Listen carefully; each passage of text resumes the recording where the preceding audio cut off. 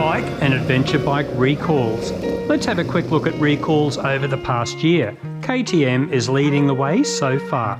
The Husqvarna 701 fuel line can rub through and potentially lead to fire.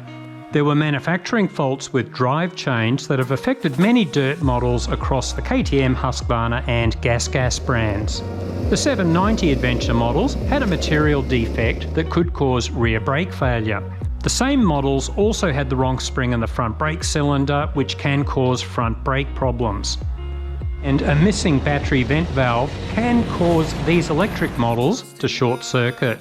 The good news? So far we haven't seen recalls on the adventure bikes KTM started making in China late last year. It is still early days of course, but good to see that there aren't massive problems as yet causing any recalls on Chinese-made bikes. The second brand with the most recalls is Honda. The reflectors on many models were a bit dim, so they were offering to replace new reflectors on about 28,000 Hondas. Specifically, the CRF 450R has a drive chain joining link that can fail, and poor welding on the Africa Twins fuel tank can clog the fuel filter and affect fuel flow. The decision to issue a recall is a tricky one. The manufacturer has to calculate the potential cost of lawsuits from injured riders or from the families of dead riders. Then they have to balance that against the cost of actually fixing the bikes. When it isn't critical, they may just issue a service bulletin instead.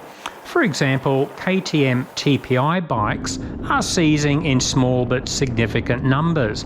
So they issued a service bulletin suggesting owners could have their bikes remapped to use more oil. But of course, no recall. KTM has often been criticised for bringing out their innovations too soon and customers become the guinea pigs, resulting in a lot of recalls and ongoing problems. Now, it can certainly look that way. Here are some of the recalls we looked at 3 years ago.